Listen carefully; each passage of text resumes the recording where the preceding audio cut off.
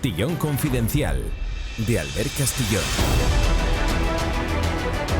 Dormitorum, los mejores colchones para gente despierta, patrocinan la editorial de Castillón Confidencial.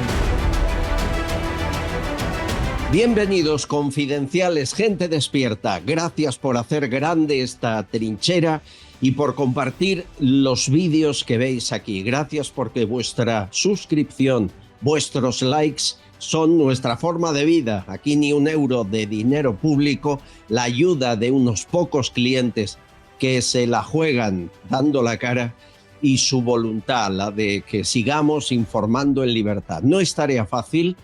Siguen disparando a dar, preparando normas y leyes para censurarnos, como siempre, como desde que empezamos. Es cierto que todo este sistema de censura a la prensa libre se acrecentó desde el momento en el que la esposa o hermano del presidente del gobierno español eran imputados. Pero ahora ya se ha establecido como una norma en la que todo parece que no es noticia, que no pasa nada, que es normal, y nada lo es. Si escuchan y ven la próxima hora y pico este espacio, se darán cuenta que hay una realidad que nos esconden. Y miren, la primera es decirles que cada día en España perdemos a 1000 jóvenes. Repito, cada día en España se van 1000 jóvenes de su país a buscarse la vida a otros países porque aquí no hay trabajo, porque en España no hay futuro. 1000 al día. Son datos oficiales que hemos conocido y que no han parado de aumentar desde que llegó Pedro Sánchez a Moncloa. Este no es país para jóvenes. Cuando llegó Sánchez al Palacio de la Moncloa, se iban ese año 2018 310.000 a buscarse la vida fuera de su país. Emigraban como habían hecho sus abuelos o bisabuelos. En 2022, de 300 pasamos a 426. En 2024 ya se superó el 500.000. Y este 2025 se doblará la cifra de los 300.000 que se marcharon cuando él llegó al Palacio de la Moncloa. ¿Qué está haciendo mal? Bueno, la pregunta sería más fácil. ¿Qué está haciendo bien? Acabaríamos antes, ¿no?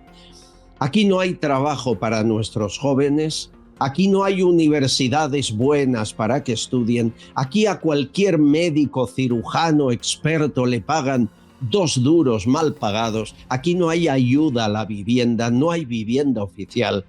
Aquí no hay futuro. En cualquier país europeo, el sueldo no es que se doble, se multiplica por 4 a los 1.000 euros escasos que acaban ganando la mayoría de jóvenes, aunque tengan estudios superiores. Por eso se marchan, porque aquí no hay ningún futuro para sus vidas. Miren, el 90% de los que se van están en edad de trabajar. La mitad con estudios superiores. 1 de cada 3 menores de 35 años. Son muy jóvenes. El 40% deciden viajar a otro país europeo. Suiza, Alemania, Bélgica, Francia. Ahí encuentran oportunidades y un sueldo justo, no como aquí. El otro 20% estarían por América del Sur y el resto se distribuyen. Es una pérdida que nos cuesta 150.000 millones de euros, sin contar con el talento que se va por culpa de la mala gestión de nuestra clase política. Estamos perdiendo generaciones enteras de jóvenes mientras los ministros del gobierno colocan a sus prostitutas en cargos y en puestos de la administración. Nuestros hijos no tienen empleo y han de irse, pero si eres amante del señor ministro, esposa de Sánchez, hermano de el presidente, no te faltará de nada. Y lo que es peor, de 2018 aquí no ha parado de aumentar la emigración ilegal a nuestro país. En 2018 yo recuerdo que decían, este año hemos batido récord, 6.000 ilegales han llegado a nuestras costas. 6.000. El año pasado 64.000, lo que oyen, en un año, 2024. Desde que está Sánchez en Moncloa han llegado 500.000 de inmigrantes sin papeles, la mayoría de Marruecos, casi 300.000. Es decir, se nos va 500.000 de preparados universitarios a los que se ha invertido en ellos muchos años de educación y esfuerzo, y llega lo que llega, con la intención de reagruparse familiarmente, sin estudios, capaces de aceptar cualquier sueldo porque multiplica el de su país por 20. Llega la pobreza, llega el hambre, se va la inteligencia, se va el talento. Emprender en España es una quimera, es muy difícil, la burocracia, el papeleo, paga autónomos aunque no trabajes. Las ayudas son mínimas a las empresas que contratan a jóvenes. No hay voluntad de que se queden. Hay voluntad de que reciban una paguita, de que sean funcionarios de que opositen para estar atados y bien atados, esperando una miseria de dinero público que les cae, eso sí, segura desde alguna administración el resto de su vida. Olvídate de la vocación, busca la seguridad de la miseria, la seguridad de la pobreza. Señores, tenemos un problema para la mayoría de jóvenes, pero no, como les decía, para los hijos de... Miren, Alba y Laura, las hijas de Rodríguez Zapatero, les va muy bien. Han abierto una empresa en Madrid, gracias a su padre, y una sucursal en Caracas, gracias al dictador Nicolás Maduro, que hace que no les falte de nada. Laura y Alba dan las gracias a Maduro y a Zapatero por dárselo todo. Y las hijas de Sánchez no son muy distintas. ¿Recuerda la pasada semana cuando Sánchez criticaba las universidades privadas? ¿Recuerda que les llamaba chiringuitos? Esos chiringuitos que no cumplen el nivel que cabe exigirle a nuestra educación superior, dañando el conjunto del sistema. Bien, pues sus dos hijas van a universidades privadas. Debe ser que los chiringuitos son en las españolas, porque sus hijas han emigrado de España para estudiar.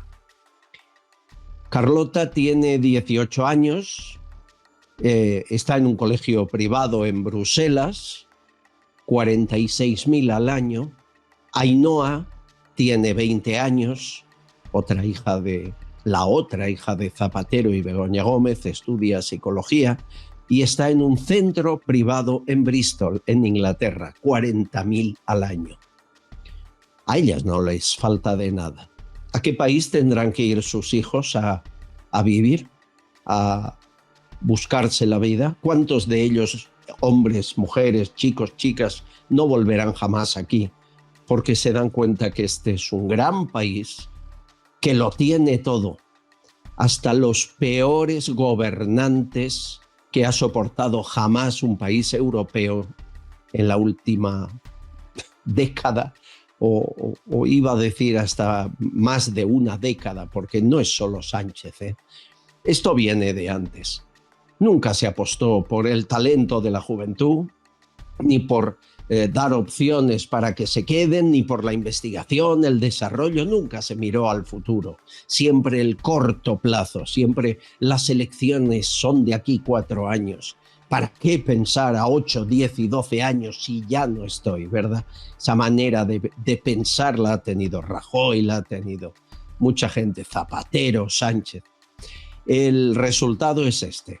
1.000 jóvenes se van cada día de España. Amigos, el deber de cualquier español que quiera su país es crear un Estado de derecho, de libertades y con posibilidad de futuro para que vuelvan. A ver cuándo aparece alguien que nos ofrezca esa esperanza. Bienvenidos, gente despierta. Empezamos. Dormitorum, los mejores colchones para gente despierta, patrocinan la editorial de Castillón Confidencial. Castillón Confidencial, de Albert Castillón. Javier Peno es una gran persona. Lleva 35 años en su joyería comprando joyas, brillantes, oro y ahora muy especialmente primeras marcas de relojes como Cartier y Rolex de los años 80, 90 y 2000. Y siempre ofrece una tasación más alta. Nadie te va a pagar más. Tiene 6 tiendas en Cádiz y la central está en Madrid, en la calle Arenal número 7. No te confundas, que el 7 trae suerte. En el primer piso, al ladito de la Puerta del Sol. No cierran al mediodía y son confidenciales. Si quieres hablar con Javier, le llamas de nuestra parte al 91 593 0491. 91 593 0491. De toda confianza.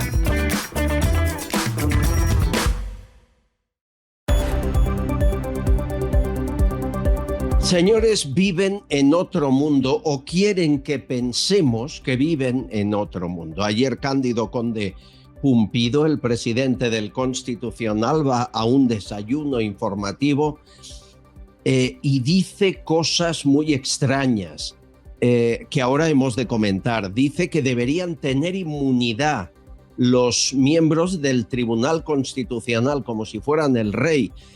Dice que atacar las decisiones que él toma es atacar la democracia. Lo que oyen es, yo recordaba esto de Pujol en Cataluña, cuando le atacaban a él, atacaban a Cataluña. Bueno, pues la democracia es Cándido Conde Pumpido.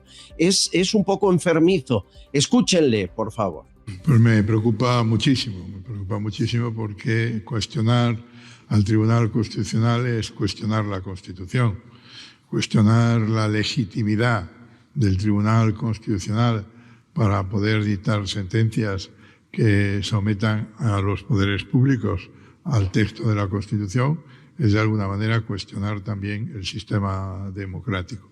Por lo tanto, me preocupa. Mire, señor Maraña, el Tribunal Constitucional, soy su presidente, me cuesta decirlo, pero está funcionando bien. Internamente está funcionando bien.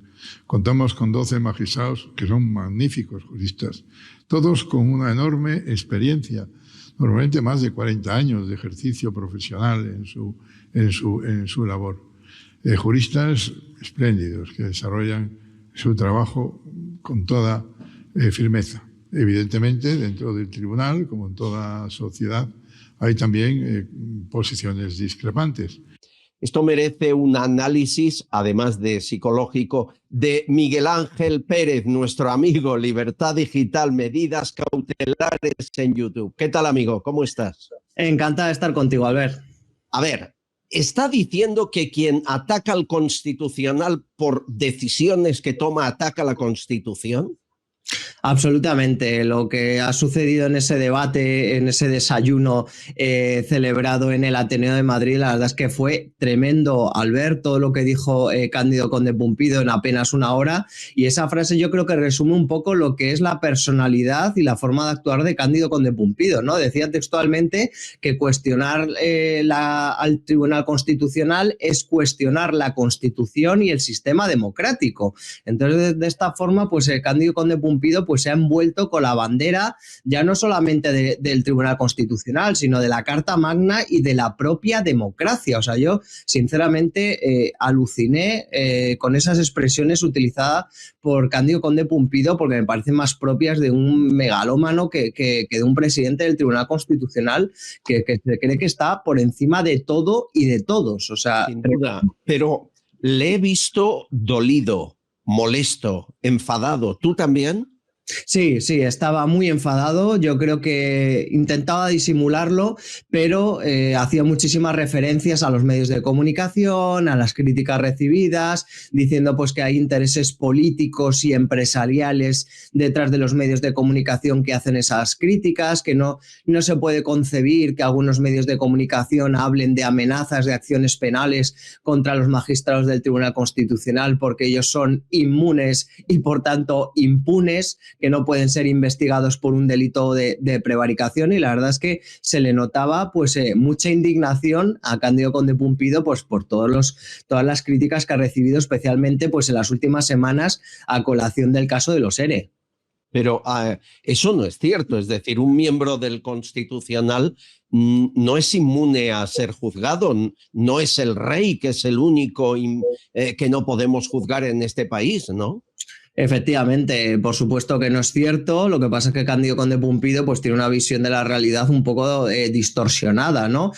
Hablaba de que el Tribunal Supremo había rectificado, ¿no? El Tribunal Supremo no ha rectificado en ningún momento tras esas 2 advertencias que hizo a los magistrados del TC de futuras investigaciones por un delito de prevaricación. Si cometen un delito, están cometiendo un delito y, por supuesto, tendrían que ser investigados por el Tribunal Supremo. Desde luego, el Supremo en ningún momento ha hecho ningún tipo de rectificación. En España, a día de hoy, por mucho que le pese a Cándido Conde Pumpido, ya le gustaría pues estar por encima, el único inviolable es el rey Felipe VI, pero es que a juzgar por ese desayuno, por esa conferencia de Cándido Conde Pumpido, yo creo que él se cree que está por encima de todo y de todos. Y solamente te diré también una frase que me ha parecido escalofriante de esa conferencia. Y él decía que los 3 poderes, el ejecutivo, el legislativo y el judicial, están sometidos al Tribunal Constitucional, incluyendo el Supremo.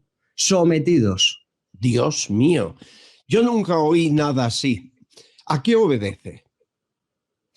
Bueno, yo creo que Cándido Conde Pumpido, pues hablando pues con muchos magistrados, ¿no?, que le conocen desde hace muchos años, todos coinciden en que tiene un alto concepto de sí mismo, ¿no? Ya desvelé yo en Libertad Digital hace unos años que él iba, antes de que fuera elegido presidente del Constitucional, iba diciendo que él le eligieron fiscal general para arreglar el terrorismo de ETA y lo arregló, y que luego le iban a elegir presidente del Constitucional para arreglar el problema de Cataluña.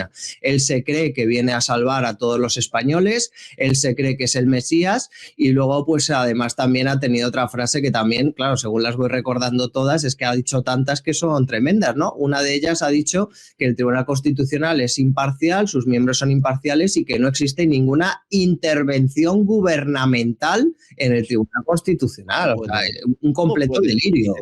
Si lo vemos todos, si estamos viendo los acuerdos, los pactos, necesita que le vote Junts, ya retuerzo yo la ley de amnistía, y así una por otra, ¿no? Oye, ¿ha reculado o no en impedir que el Tribunal de los SERE acuda a la justicia europea? ¿Cómo ha quedado eso? A ver, vamos a explicarlo porque ha reculado, sí, respecto al pleno del TC que se celebra pues hoy, este martes, ¿no? Este mismo martes se celebra ese pleno del TC, en el cual pues en el orden del día estaba la iniciativa de un debate jurídico sobre la cuestión prejudicial que quería plantear la Audiencia Provincial de Sevilla ante el TJUE por la sentencia de los SERE. Inicialmente, cuando se metió en el orden del día ese debate jurídico tenía el objetivo de que el Tribunal Constitucional intentara interferir de alguna forma en la presentación de esa cuestión prejudicial. Después de recabar hasta 5 informes internos, como hemos publicado en Libertad Digital, todos en contra del criterio de Cándido Conde Pumpido, pues Pumpido en este desayuno informativo decía que no, que era solo un debate, que era una reflexión, pero que en ningún momento el Tribunal Constitucional iba a interferir en la acción de la Audiencia de Sevilla. Completamente falso y mentira. Segundo punto, la matización.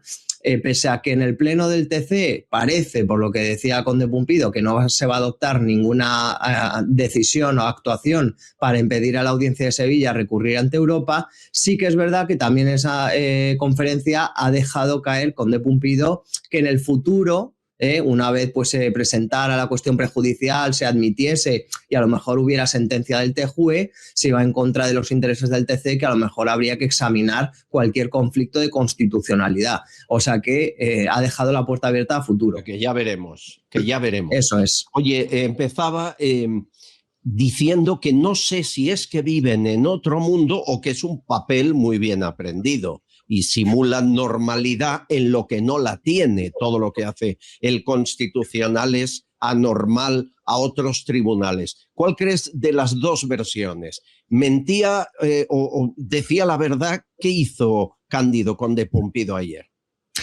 Vamos a ver, yo creo que Cándido Conde Pumpido al final se cree lo que él mismo hace, pero obviamente lo que él hace y lo que dice que hace no tiene nada que ver con la realidad, ¿no? Esa es la cuestión. Entonces yo creo que Cándido Conde Pumpido al final, bajo su visión, él se cree que a lo mejor lo que está haciendo es por el bien de España y de los españoles, y él está convencido y por eso se siente incomprendido, atacado, que nadie entiende lo que él está haciendo. Por eso te digo, yo creo que él al final se acaba creyendo sus propias tergiversaciones, manipulaciones o falsedades y se las acaba creyendo y luego las defiende con ese ahínco. Cándido Conde Pumpido es una persona ya obviamente con cierta edad, pero eso no está evitando que esté causando el daño que está causando a todos los españoles, ¿no? Con lo cual, pues yo creo que al final él mismo se cree lo que hace y se cree que lo hace por el bien de los españoles. 75 años cumplidos. ¿Ha hablado de jubilación? ¿Ha hablado de irse? No ha hablado de irse, ha dicho sí, por ejemplo, Albert, en alusión a la ley de amnistía, que los plazos que se contempla ahora mismo el Constitucional es dictar la sentencia sobre la ley de amnistía y avalarla, que es lo que va a pasar obviamente antes del verano, que era lo que se había hablado, es decir, seguramente pues antes del verano tengamos esa sentencia del Constitucional, como decía, avalando la ley de amnistía de Pedro Sánchez, porque claro, a pesar de que Conde Pumpido habla de que no hay intervención gubernamental en el Tribunal Constitucional, al final hay que ver los hechos y no ha habido ninguna sentencia, Albert, comprometedora, importante para el gobierno, para el Partido Socialista, que no haya caído del lado de Pedro Sánchez, con lo cual, por mucho que diga Conde Pumpido, los datos son los datos. Y que Zapatero en Suiza le prometió hace unas semanas a Puigdemont que en junio, julio, esto estaba hecho. Por lo tanto, es como decir, he hablado con Cándido que me dice que está hecho, ¿no? Más claro el agua. Bueno, está bien que nos abras los ojos, porque hay gente que va a comprar la otra versión, ¿eh? Todos los medios subvencionados estarán diciendo la independencia del presidente dañada por los pseudomedios, ya sabes cómo son. Querido Miguel Ángel Pérez, te sigo en medidas cautelares y en Libertad Digital. Un abrazo y gracias. Un abrazo fuerte, Albert. Castillón Confidencial, de Albert Castillón. Amigos, en los últimos días hemos visto morir a 2 bomberos en Madrid por la explosión de un coche eléctrico. No es la primera vez que sucede. ¿Qué pasa con los motores de coches eléctricos que en cuanto explosionan, estallan, luego no hay quien los apague? Hasta los bomberos no pueden hacerlo de una manera fácil. Pedro Gallego, ya le conocen, bombero, ingeniero. ¿Cómo estás? ¿Qué tal, Pedro? Buenas tardes, Albert. ¿Qué tal? Nos consta, tenemos referencias en 2023 en Vietnam, una moto eléctrica en un garaje causa 56 muertos, 130 incendios en Corea del Sur de vehículos eléctricos en 3 años, en un mes en España 2 incendios similares, también con al menos 2 muertos. ¿Qué está pasando con el motor eléctrico cuando estalla? Bueno, en primera corrección, si me permites, los motores eléctricos no estallan. Se incendian. Se inflaman las celdas que tienen y el problema de su extinción consiste en que el ciclo se va avivando continuamente por la liberación de oxígeno y otros gases al ir quemándose o al ir, vamos a decir, reventando las celdas contiguas unas a otras. El problema, date cuenta que hay vehículos, por ejemplo, como Tesla, que son 7.000 celdas. Sí, hemos visto, subdividen celdas. Los amigos están viendo en imágenes de recursos, son como pequeñas cápsulas, ¿verdad? Una al lado de otra y que van cargando de energía ese motor eléctrico. Me estás diciendo que es un incendio en cadena que cada vez alcanza mayor fuerza, ¿no? No, bueno, que es lo difícil es la extinción, porque es un ciclo que se va alimentando. Y el problema es la extinción. Incluso una vez extinguido puede volver a reavivarse. Ese es el problema. Y date cuenta que, por ejemplo, según los datos de Auto Insurance, creo que es en Estados Unidos, de todos los vehículos es mucho más peligroso en cuanto a niveles de incidentes de este tipo, que se llaman fugas térmicas, runaway se dice, lo denominan en inglés, los vehículos híbridos más que los eléctricos. Pero, por ejemplo, en Noruega el híbrido, ha habido más peligroso el híbrido, no sabía eso. ¿Y qué hacemos? Pero, por ejemplo, en Noruega, Albert, ha habido 600 vehículos de motores de combustión que han explosionado, o sea, que se han incendiado, mientras que en coches eléctricos solo ha habido 20. El problema, yo creo que hay que, para no extendernos como me has pedido, el problema no es el coche eléctrico en sí mismo, sino dependiendo de dónde se produzca el incidente. Es decir, si se produce al aire libre en una carretera, pues podrá tardar más o tardar menos en extinguirse, y se tarda más, efectivamente. Incluso tienen que meterlos en contenedores e inundar el contenedor de agua. Perfecto.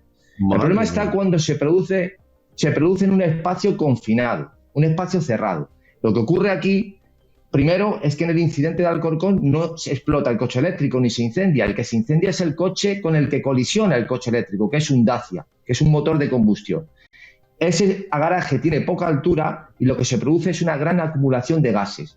Los gases calientes, al estar en el techo, producen una radiación térmica que hace que el ambiente sea, infernal, más de 400 grados.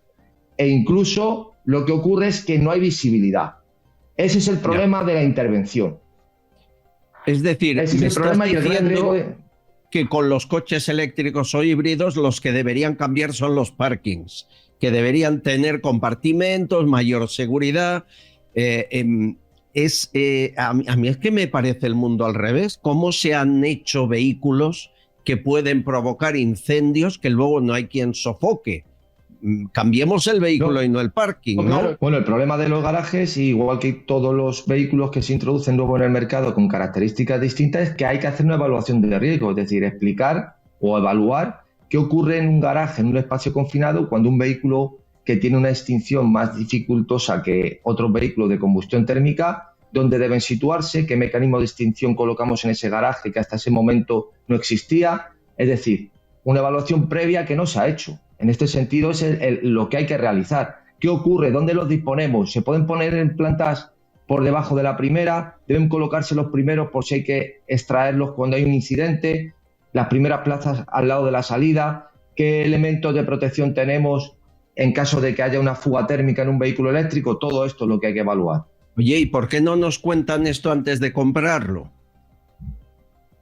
Bueno, yo he descargado varios manuales, por ejemplo, de BMW i3 o de Peugeot, incluso de Tesla, y siempre hacen referencias a que han hecho pruebas a ver si incluso hay explosiones, hay certificaciones de que no explotan, cuáles son los mecanismos de corte de suministro de estas baterías de alta tensión, porque date cuenta al ver que la alta tensión, según los reglamentos técnicos, es más de 1500 voltios en corriente continua.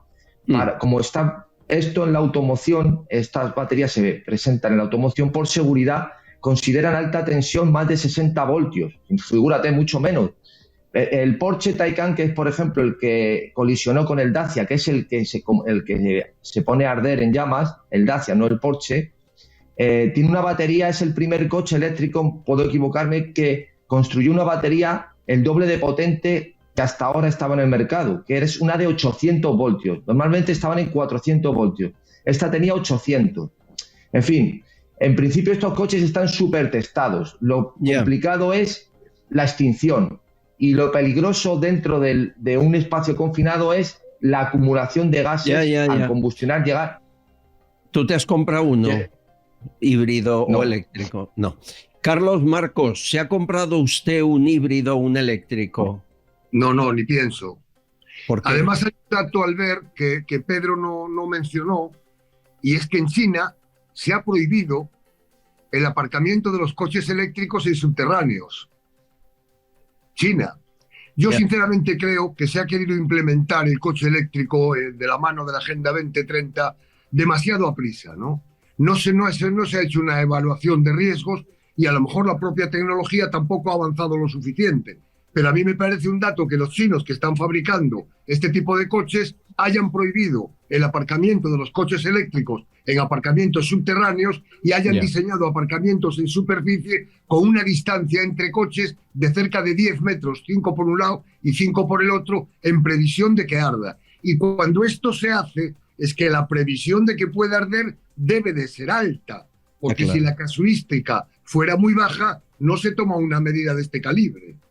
No, Pedro, Carlos, no es que la probabilidad de que pueda arder sea alta, no.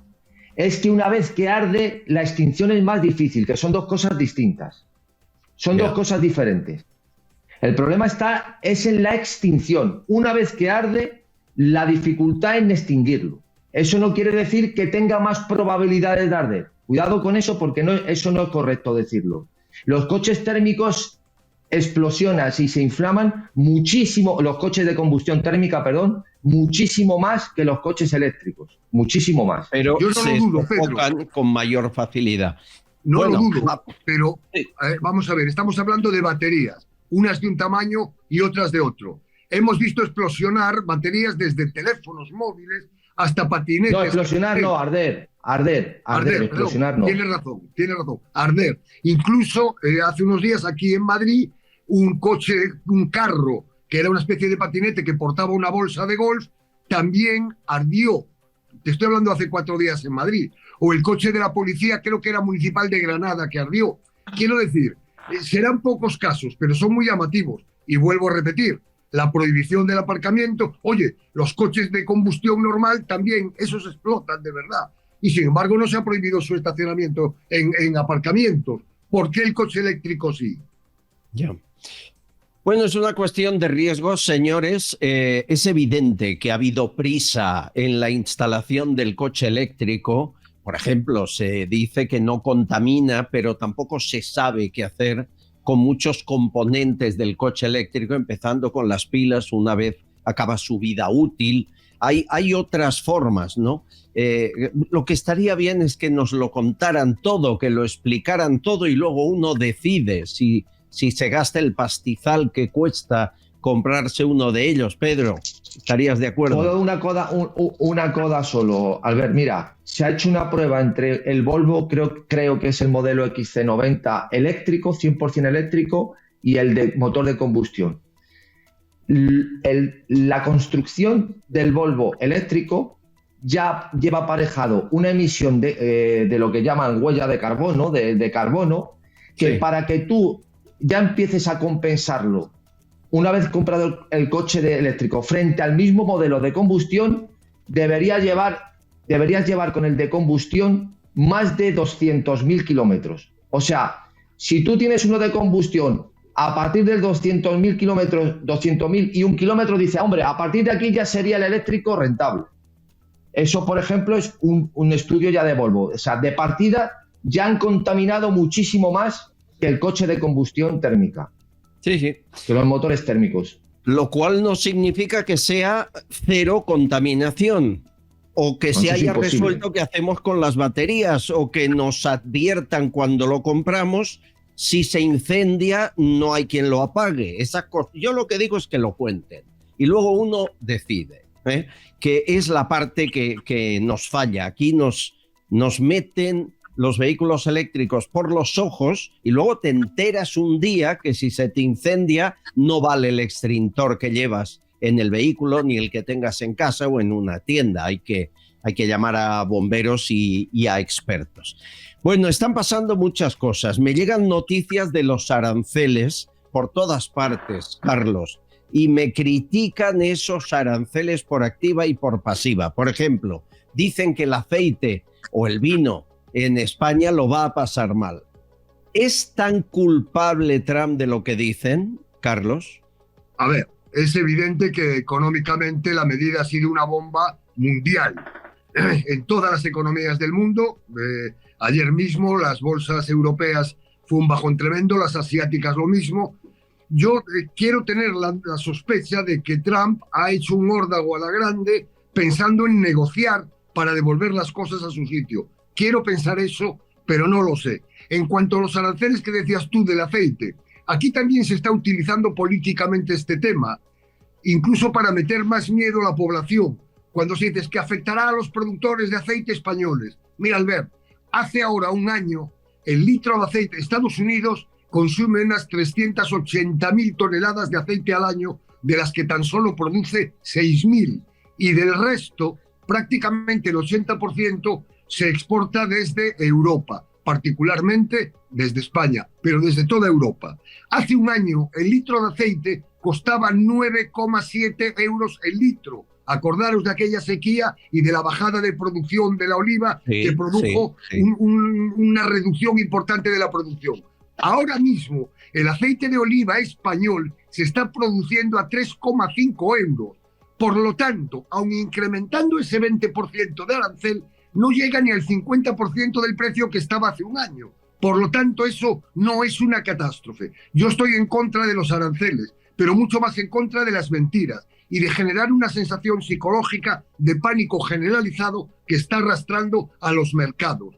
Europa, más allá de Trump, ha demostrado que no tenía una política diplomática con el mundo, que no se enteró de nada, que no quiso escuchar a Trump cuando en campaña anunció los aranceles, que no hizo su trabajo y que ahora llora y se lamenta y busca refugio en el mercado de China.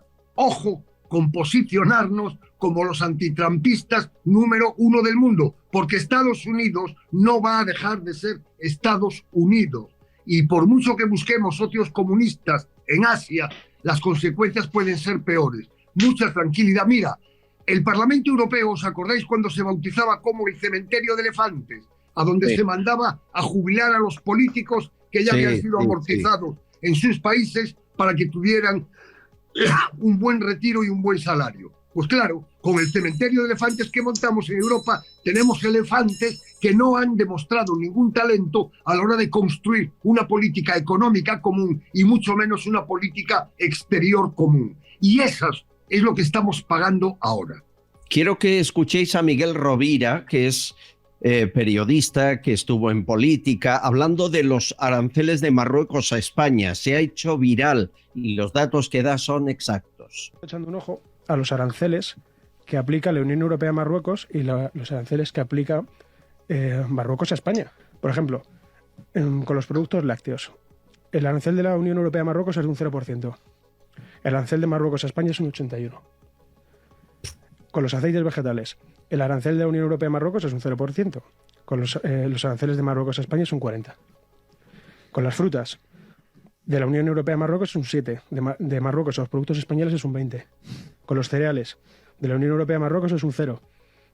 De Marruecos a España, un 18%. Es decir, hay aquí un desequilibrio brutal que nadie denuncia porque se ha normalizado, como si Marruecos fuera un socio más de la Unión Europea, que es a lo que aspiran, por otra parte, ¿no? Como ya hicieron con Turquía en su día. Entonces, bueno, esto de buscar un chivo expiatorio y luego de vender a Trump como un loco que de repente se ha despertado en contra del criterio de todos sus asesores y todo su gabinete, con el único objetivo de reventar la economía mundial, pues me cuesta creerlo. Me ha gustado escuchar estos días a Santiago Abascal decir que si ha de hablar con Trump lo hará, siendo el socio más cercano de los políticos españoles, para pedirle favores. Milei lo está haciendo y lo lleva muy bien. Los aranceles en Argentina no son los de aquí. Pedro, esta historia de manipulación, yo es que ya no me creo casi nada de ningún político. Me es igual que se llame Trump que Ursula von der Leyen, pero es verdad, tengo motivos para creerme menos a Úrsula que a Trump, al menos hasta hoy. ¿Te pasa lo mismo a ti? Bueno, entre otras cuestiones, a Ursula von der Leyen no la ha elegido nadie. ¿Quién ha elegido a esa señora? Eso es verdad. ¿Quién la ha elegido? A Trump le han votado más de la mitad de los americanos. Eso ya de momento. Lo segundo, en cuanto a los aranceles, una pequeña coda de nuevo. ¿Habéis comprobado cuánto cuesta traer en impuestos un coche americano a España? ¿Lo habéis comprobado? Pues los costes de aduana pueden ser un 10% del valor del vehículo, más el IVA, que es un 21%, más todas las tasas que tengas que pagar para matricular el vehículo, para poner la ITV, la supervisión que tenga. Es decir, es que Estados Unidos tiene una economía que es mucho menos gravosa que la europea. Europa vive en un estado depredador, de una clase política y unos estados que depredan a los súbditos, porque no somos ciudadanos. Los depredan a impuestos. Ya quisieran los reyes absolutos y en los sistemas feudales haber tenido un sistema como este. O sea, nunca en la historia, jamás ha habido una expoliación a los ciudadanos como hoy. El nivel que hay impositivo, la carga fiscal que existe en los estados modernos, sobre todo en Europa continental, no tiene precedentes. Eso sí, puedes ir a Zara a comprarte un pantalón por 9 euros y puedes tener un móvil. No te podrás comprar un piso ni un coche eléctrico híbrido de combustión en tu vida y vivirás en una habitación con 50 años o en casa de tus padres, pero tienes una red social y le mandas mensajes y vídeos a tus amigos. Esta es la tomadura de pelo de la Europa esta que tenemos. Por supuesto, de entrada, ni la legitimidad de origen ni la legalidad se puede comparar la de Trump con la insolvente mental de Ursula von der Leyen. Miren, tengo vídeos de cosas inexplicables. Javi tiene una casa vacía en Barcelona y le viene la factura del agua. Y no es cero, no. Es mucho más. Vean. ¿Alguien me puede explicar el atraco que me ha pegado esta gente de Agua de Barcelona? Lectura anterior del contador, 11 metros cúbicos. Lectura actual, 11 metros cúbicos. Consumo, 0 metros cúbicos. Sí, es correcto, 0 metros cúbicos. Ha estado cerrado. Total consumo, 0 metros cúbicos. Total a pagar, 73,52. ¿Pero qué clase de atraco es este? Suministro del agua, 25,52. Canon del agua, 9,76. IVA, 2,55. Tasa metropolitana de tratamiento de residuos municipales y su madre, 35,69. Para un local que ha estado cerrado. Total, 73,52 euros. 0 metros cúbicos de consumo. ¿Pero qué clase de atraco es este? Iros a tomar por...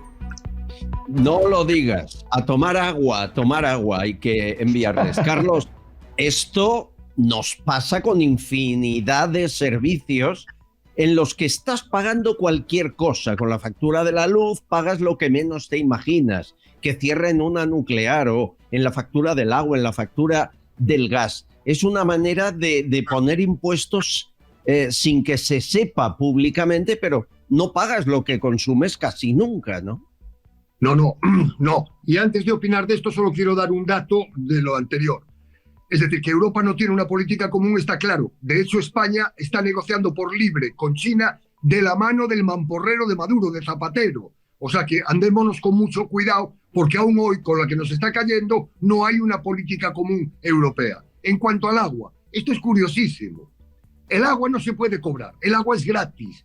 Y en todos los ayuntamientos, la legislación se inventó el cobrar por la gestión del agua, lo cual parece razonable. Las cañerías, los mantenimientos, tal. Pero no es verdad. En la medida que consumes más agua, te pega un clavo mayor.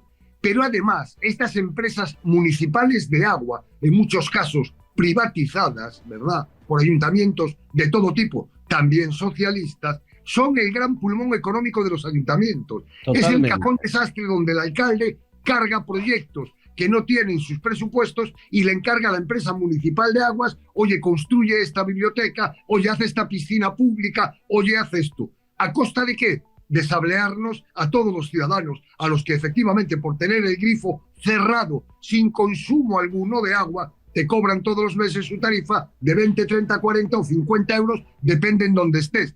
Porque antes había un problema que había escasez de agua, pero claro, esa disculpa se les acabó, porque estamos de agua hasta las narices, por todos los lados. Las presas están llenas, hasta en Cataluña van a poner a funcionar las fuentes de nuevo, porque ya hay agua de sobra. Pero el precio de la gestión del agua no baja, y del consumo tampoco. El agua de Barcelona hace muchos años que es de gestión privada y los accionistas son la empresa Suez Spain, que es una empresa francesa de capital francés. Por lo tanto, y una sociedad anónima, que está para ganar dinero, no nada más. Bueno, tengo, hablando de Barcelona, el mensaje de Vicenta. Vicenta dice, ¿es posible que 5.900 empadronados estén en un piso del Ayuntamiento de Barcelona en Nou Barris? ¿Qué se hace cuando hay empadronamientos masivos en viviendas públicas? hasta en ayuntamientos, en la oficina de servicios sociales. Bueno, es cierto lo que dice Vicenta y hemos encontrado el vídeo que lo demuestra. En este vídeo lo reconocen. Fuera del circuito de Ciudad de Nou Barris tenemos 5 inmuebles que permiten empadronamiento con un total de 19 personas. Y dentro del circuito de Ciudad de Nou Barris tenemos un inmueble que permite el empadronamiento actualmente con 5.900 personas. Es decir, hay un piso que pertenece al Ayuntamiento de Barcelona en el que hay empadronadas en ese piso 5.900 personas. Es evidente que no viven ahí, no caben. Pero dice, hombre, es mejor esto, tener un lugar de empadronamiento que no que estén libres por ahí. Es mejor esto para que tengan todo tipo de ayudas, de condiciones de acceso a la sanidad pública, subvenciones, a todas las ayudas que puedan adquirir. Pero nadie sabe dónde están, ni dónde viven, ni en qué lugar se empadronan, y el ayuntamiento, y no solo pasa en Barcelona, acoge a esas personas como propias. Esto es un follón, Pedro, esto lo hacemos tú y yo y acabamos en la comisaría, seguro. Pero es que es la propia administración la que lo facilita allí, ¿no? Bueno, es que tienen más gente que en un cuartel. En primer lugar, habría que ver, porque no sé si lo has dicho o de pasada no te he oído, si estas personas son, entiendo que son extranjeros. Sí. La gran mayoría. Sí, sí. Claro, es que evidentemente aquí hay un fraude, hay una estafa, hay un delito, una infracción gravísima, porque además la administración actúa con una omisión deliberada, porque ¿cómo es posible que no haya un registro, una alarma, un contador, una serie de requisitos que sepa cuánta gente está empadronada en una vivienda para que lleguen nada menos que a 5.000 y pico personas en una misma vivienda? Esto es una auténtica tomadura de pelo. O sea, es decir, es una tomadura de pelo absoluta. Pero facilitado, De manera, facilitado por ellos. De manera que estamos fritos a impuestos, fritos a tasas, para que luego sean incapaces de poner solución a una estafa, que es que se están empadronando más de 5.000 personas en una vivienda. Desde luego, puedo adelantar, fíjate si soy pretencioso, que la gran mayoría de esos 5.000 y pico, estoy seguro que no viven no en Cataluña, no viven ni en España. Sí, sí, hay muchos que están incluso cobrando la ayuda viviendo fuera. Bueno, explicábamos al inicio del programa, yo no quiero olvidarme de ese titular, son datos oficiales, 35.000 jóvenes se van de España cada mes, más de 1.000 al día. En total, año 2024, 500.000 se fueron. La media era de 300.000 al año y no ha parado de aumentar hasta el 500.000 el año anterior y este 2025, quién sabe, ¿no? Se van a buscarse la vida, tener una vivienda digna, cobrar un sueldo digno, a tener una universidad prestigiosa, todo lo que aquí no hay. Aquí solo hay pagos, impuestos, obligaciones. Estamos perdiendo lo mejor de la juventud y lo digo y lo comparaba porque a cambio aceptamos con brazos abiertos una inmigración que ojalá fuese como la que se va nuestros hijos, porque tendrían al menos estudios superiores, pero no es así, Carlos. Este problema lo pagarán futuras generaciones de este país. Lo pagaremos todos los españoles, porque nuestros jóvenes se van más allá de porque buscan trabajos mejor remunerados, buscan oportunidades, fundamentalmente se van porque no creen en España, no creen en el futuro de España. Entonces arriesgan, hacen la maleta, se van, buscan un futuro fuera de aquí y con ellos se va el talento y la inversión que hemos hecho desde las universidades españolas para formarlos y después se van. Pero se van, vuelvo a repetir, no tanto porque aquí el trabajo esté difícil, que lo está, seguimos teniendo el índice de paro juvenil más grande de Europa y además sostenido en el tiempo. Pero es que no ven un proyecto cierto en España que les permita apostar por España. Y por lo tanto buscan, porque hay ofertas por ahí adelante que buscan a gente formada que quiera trabajar. En España no es una prioridad retener el talento, retener a nuestros jóvenes, no lo es. Y cuando alguien no cree en el país en el que reside para desarrollar su vida profesional, para crear a su familia, para organizar su vida, pues se va. Esto es así y no lo vamos a poder parar porque en este momento el futuro de España para la juventud es incierto, es no creíble, es no fiable, es producto del gobierno que tenemos. Pedro, es muy penoso lo que estamos diciendo. Sí, lo que podría decir, digo que no es producto de este gobierno, es producto de este Estado, secularmente confeccionado para destruir la nación y para depauperar toda la excelencia en todos los terrenos, principalmente en el académico. La socialdemocracia ha ecualizado el conocimiento y no se premia la excelencia. Estamos con las estupideces de la inclusividad y de no enseñar conocimiento, sino aptitudes. Todo esto, evidentemente, ha repercutido en cada vez rebajar más el nivel en todos los campos y dedicarnos a ser los líderes en ecologismo, en feminismo, en cambio climático y en todas estas chuminadas. Y hemos producido, entre otras cuestiones, una universidad poco competitiva. Es la primera vez hace muchos años que ya hay universidades privadas en España, como por ejemplo el Instituto de Empresa, por decir alguna, que están muy por encima en muchas carreras, están entre las 10 primeras del mundo, por ejemplo, en cuestiones de relaciones internacionales, de otro tipo de materias. En las universidades privadas, españolas públicas, ni está ni se le espera. Esa es la realidad. En cuanto a otras carreras técnicas que son las que se salvan, como son ingeniería, por ahora, ingenierías o medicina, pues se van. Ya, por ejemplo, el MIR, hay cantidad de estudiantes de medicina que se van a hacerlo a Alemania, por ejemplo, entre otros países. Es decir, todo el talento que tenemos y que se puede aprovechar, que es el motor de un país, pues se está yendo fuera. Y está habiendo un reemplazo. Pero fíjate, porque lo decimos, es verdad, yo creo que no es solo este gobierno, hace decenas de lustros que ninguna universidad española está entre las 200 mejores de Europa. Nunca ha estado prácticamente, pero como este gobierno ninguno la ha llevado tan abajo. Van a ver un vídeo, lo publicaba OK Diario. Cumbre Académica de Conocimiento Europeo. Se celebró en España en 2023, en Santiago de Compostela, en tu tierra, Carlos. Y ahí se reunieron gente de Europa y de América Latina, de grandes universidades, para hablar de conocimiento.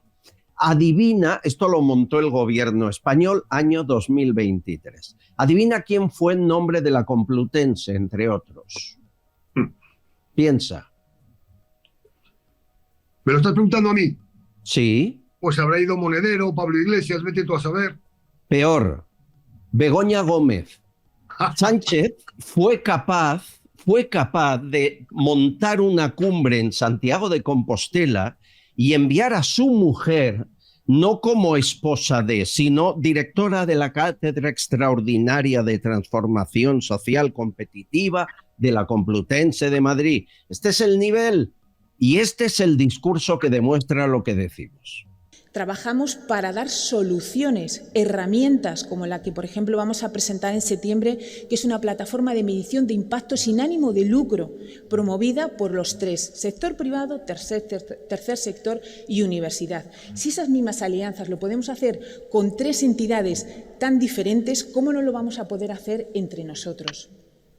A partir de ahí promovemos una realidad, porque si resulta que el sector privado está integrando los objetivos de desarrollo sostenible, el tercer sector no solamente los incorpora, sino también los mide, y nosotros no estamos en esto, nos quedamos fuera.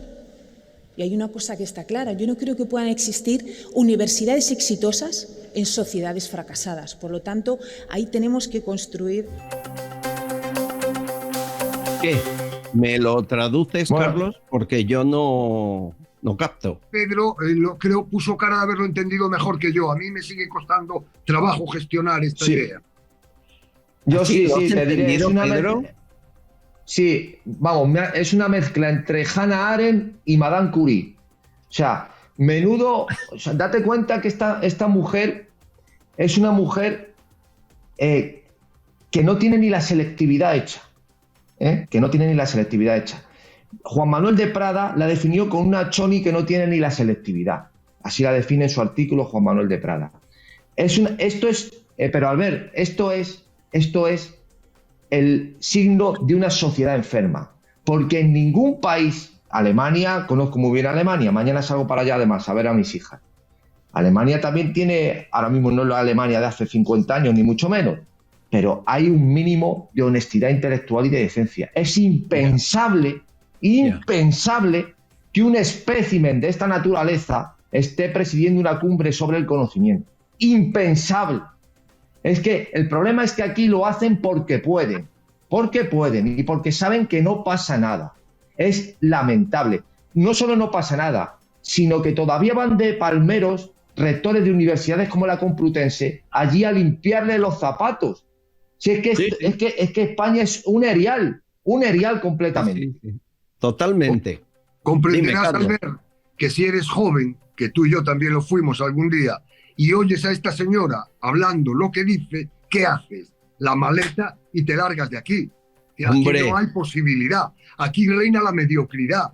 Es decir, aquí no se premia la excelencia, el mérito, el talento, el conocimiento. No, se premia ser la mujer le ponen alfombra roja y efectivamente todos los rectores de las universidades públicas se convierten en palmeros para llevar a esta señora en hombros, que seguramente cobró una buena cantidad por esto que hizo en Santiago, ¿verdad? Para decir que las cosas que hace son sin ánimo de lucro. Hombre, a mí que me roben me parece mal, pero que me roben y aún encima se rían de mí me parece fatal, coño. Absolutamente. Amigos, hablando de Begoña Gómez, este programa el viernes pasado lanzó la exclusiva de que, según nuestra información, estaba iniciando los trámites para nacionalizarse y por vía de urgencia ciudadana de República Dominicana. Hablaríamos de doble nacionalidad, no de cambiar de país, sino de compaginar la española con la de ese país. Varias fuentes de toda solvencia, según nuestra información, así era. Eso fue el viernes. El lunes la defensa que lleva el caso de los abusos en la Universidad de Begoña Gómez, Manos Limpias, le preguntó al juez Peinado si le quita ya de una vez el pasaporte para aclarar qué pasa. Y miren, ayer lunes, de pronto aparece una curiosa fotografía en prensa local de León, que se está encargando Moncloa de distribuir por todas partes. Esta es la noticia, la que están viendo, amigos de YouTube, en pantalla. Y según esta información, Begoña Gómez habría regresado a España y dice: visita a una tía abuela de Valderas ingresada en Mayorga. Estamos hablando de León, donde habría ido, según la información, el día 4 de abril, aunque la publica el 7, Begoña Gómez a visitar a una tía abuela, y aparece una foto que es un poco rara, porque claro, todos en manga corta en León, pero bueno, a lo mejor hacía un día de calor, puede ser, aunque sea al aire libre, puede ser que hiciera un día de calor y por eso todos con manga corta en León. Pero es igual. Esta fotografía no la hubieran publicado si no estamos poniendo en duda, primero, que estuviese en España en los últimos 20 días. Sabemos que fue a México. Segundo, que supuestamente iniciara trámites para buscar la nacionalidad dominicana. Y tercero, y es la última opción, si piensa dar explicaciones de eso al juez Peinado, con el que se ha de ver de nuevo en próximos días, durante el mes de mayo, si todo va como apuntan, le retire o no le retire el pasaporte. No, es tan escandaloso lo que estamos contando que nadie debería dejar de dar una explicación en un sentido o en otro. Sé que lo importante aquí es encontrar un documento que pruebe la nacionalidad o que se está tramitando la nacionalidad. Y ese documento lo ha de ofrecer la autoridad dominicana y, por lo que me cuentan, no lo hará porque a cambio está recibiendo sustanciosas subvenciones del gobierno de su marido. En total, en 3 años, 16 millones de euros. Ha triplicado la ayuda a República Dominicana. Carlos Marcos y Pedro Gallego, quiero saber si pensáis que van a huir o no de este país, porque es en definitiva de lo que estamos hablando. Si creéis que en un futuro, no sé si cercano o lejano, esta pareja, por separado o juntos, que es otra opción, se van o no de España. ¿Cuál es tu posición, Pedro? Yo creo que de modo alguno, si se van, vamos a ver, si se van serán porque quieren, no porque tengan riesgo de acabar en prisión o algo por el estilo. Eso, perder toda esperanza, los que crean que Pedro Sánchez en este sistema o su mujer van a acabar en la cárcel o algo por el estilo. Otra cosa es que por determinados elementos hagan finalmente, cambien su residencia y vivan fuera o no aparezcan por España sino para los Reyes y las Navidades o lo que fuere. Pero desde luego, en modo alguno, esta gente va a acabar en prisión o va a acabar con algún tipo de que es lo que se merecen, pero desde luego, si se van, no va a ser por eso, Albert. ¿Carlos? Bueno, hay que tener en cuenta que otros abrieron camino. Ya hay exministros socialistas con doble nacionalidad en Dominicana también. Quiero recordar que José Bono, por ejemplo. O Felipe González, sí. Pero hay más casos. No vamos a saber la verdad de las relaciones de España con Venezuela, con Dominicana, con Cuba o ahora con China, en las que en todas aparece Zapatero como intermediario. No lo vamos a saber mientras esté este gobierno. Y Pedro Sánchez va a insistir todo lo posible para intentar renovar eso que él llama mayorías progresistas que le mantengan en el poder. Va a dejar ahí la última gota de su sangre. Después, una vez que vea que en España no podrá pisar la calle porque será despreciado por la ciudadanía, pues no me extrañaría que se fueran a un retiro cómodo. Eso es posible, pero que se vayan a ir o se vayan a escapar voluntariamente, estoy de acuerdo con Pedro, no se le pasa ni por la cabeza, porque en este momento Pedro Sánchez y Begoña Gómez están convencidos que esto es un cortijo y que aquí pueden hacer lo que les da la gana. Y lamentablemente están teniendo razón, pueden hacer lo que les dé la gana y no pasa nada. Una cuestión a Carlos y Albert.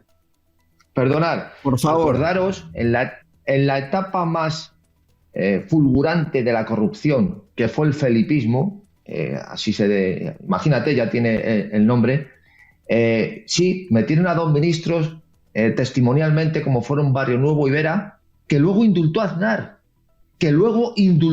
Aznar, el mismo que dijo que iba a sacar los papeles del CSIC y no sacó nada. En España reina el consenso. ¿Qué es el consenso? Un pacto de silencio entre todos para saber hasta dónde se pueden atacar. Olvidad también toda esperanza, parezco el Dante en la Divina Comedia, perder toda esperanza de que Feijóo, quien quiera, va a ponerse a sacar trapos sucios y elementos para olvidaros completamente, en absoluto. Aquí están todos, son todos harina del mismo costal, cada uno de ellos. Esto es un estado de partido, es una partidocracia. Amigos, aquí nos gusta contar las cosas tal y como las vemos y luego ya cada uno su opinión, la que quiera, y vamos a escuchar mensajes en unos minutos, que tenemos muchísimos y hemos recibido algunos muy interesantes. En un minuto. Estás escuchando Castellón Confidencial. Papá, ¿por qué bebes Vichy catalán? ¿Cómo que por qué bebo Vichy catalán? ¿Pero tú no sabes que a todo el mundo le gusta? Mira, ¿te has fijado en los cantantes? Siempre piden uno al salir al escenario. Ahora mismo personas de todo el planeta están pidiendo Vichy catalán. Y bueno, los influencers son todos fans del Vichy. Si hasta existe un emoticono, la gente lo pide siempre que hay que celebrar algo. Por eso a los deportistas cuando llegan a la meta se los dan de 2 en 2. Hay quien pide Vichy catalán debajo del agua. Bueno, hasta en la luna lo piden. ¿Qué? ¿Quieres probarlo? Vichy catalán. Cuando algo es genuino, se hace universal. Pidetaxi es la mayor flota de taxis de España. La rapidez y calidad del servicio está garantizada. Te bajas la aplicación en el móvil y sigues el trayecto del taxi que has pedido sobre el mapa hasta que vienen a recogerte. Infórmate en pidetaxi.es y descarga su aplicación. Garantizan el precio máximo de tu trayecto y puedes pagar por su aplicación con total seguridad. Descárgate la aplicación de Pidetaxi.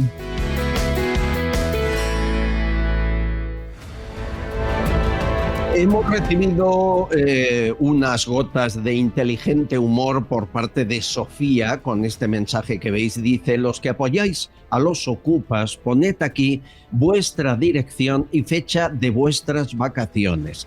Yo me encargo de haceros promoción. Muchas gracias, Sofía.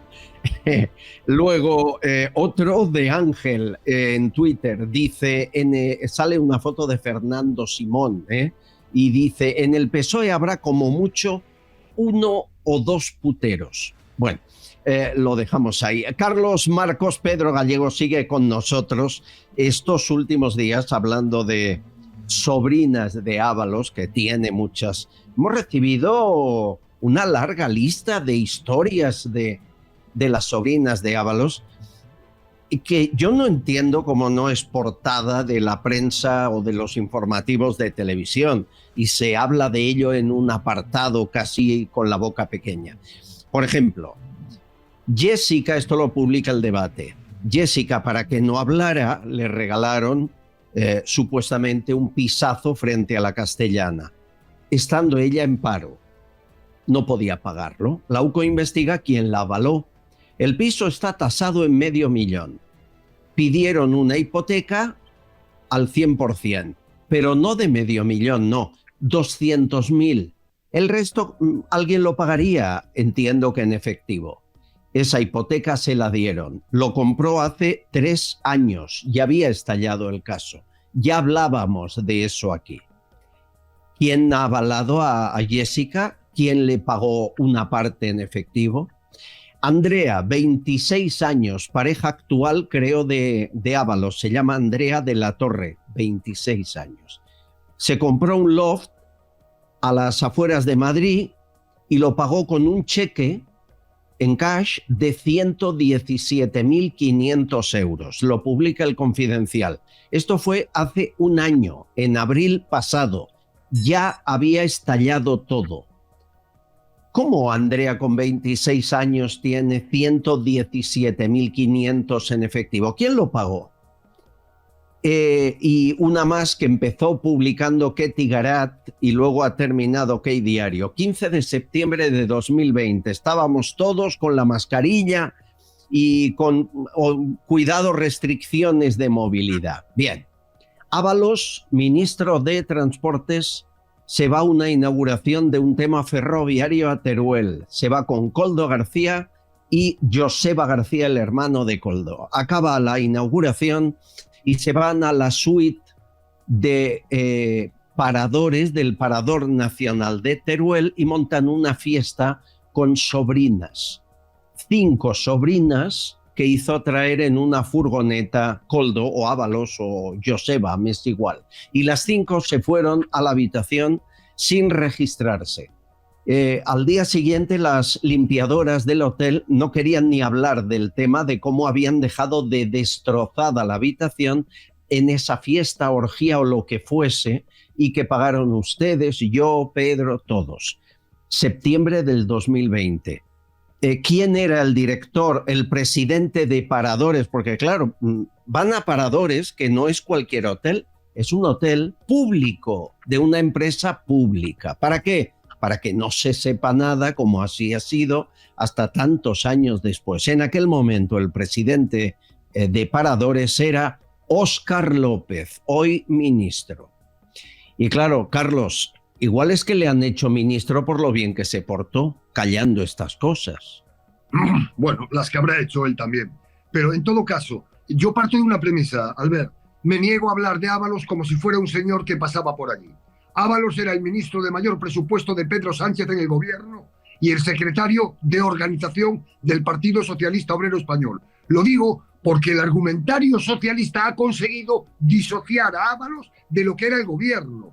Y cuando hay un problema con cualquier conseller de cualquier autonomía del Partido Popular, inmediatamente todos le dicen, oiga, esto es responsabilidad última del señor Feijóo. Bueno, pues en el caso de Ábalos la responsabilidad última es de Pedro Sánchez Pérez Castejón. Y sin embargo han conseguido disociarlo y ahora hablamos de Ábalos como si fuera solo un sinvergüenza anónimo. No, no, no. Este hombre hizo lo que hizo porque estaba dentro del gobierno, porque era el hombre de confianza de Pedro Sánchez, porque Pedro Sánchez lo consintió. No sé si con conocimiento o no, pero lo consintió. Y este señor será condenado, me imagino, aunque el Ministerio de la Vivienda acabara por proponerlo para una medalla por la cantidad de viviendas que ha conseguido para sus sobrinas.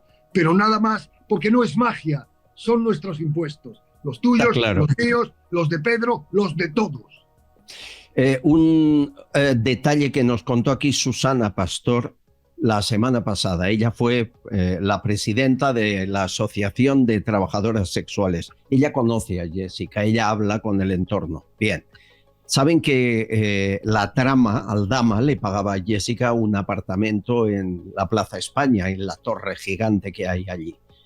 Bien, pues ahí se grababan vídeos de Jessica con otras personas, enviadas por alguien para tener pruebas. Nos lo contó aquí. En ese apartamento se grabó a gente. A mí, según me cuentan, sí, pero ella no tiene nada. Ella no tiene vídeos. ¿Quién los tiene? No lo sé. Entonces, claro, la gente cuando dice que hablen, pero ¿cómo van a hablar? Si esta gente la tiene atemorizada. Entonces, estos políticos, ¿qué hacen? Que se aprovechan de la situación. Les prometen tierras, casas, trabajos. Bueno, con lo de los trabajos sí que han cumplido, por lo que he visto, pero con otras cosas no. Apartamentos, ¿verdad, Pedro? Esta es la España que tenemos. Y este señor, Ábalos, sigue con coche oficial, sigue con escolta, sigue siendo diputado en el Congreso y se le llama su señoría. ¿Cómo te quedas? Pues me quedo alucinado, no, porque esto es el Estado que tenemos. Esta es la nación que se ha configurado a través de este sistema y de este régimen. De este Ábalos debió leer a lo mejor de pasada, porque es medio analfabeto, lo de la familia ovunculares, que es un tema de antropología, donde es el tío, el hermano de la madre, quien se hace cargo de los hijos. Y debió coger eso, dice, hombre, pues en vez de decir que es mi querida o es una amiga, voy a decir que soy su tío.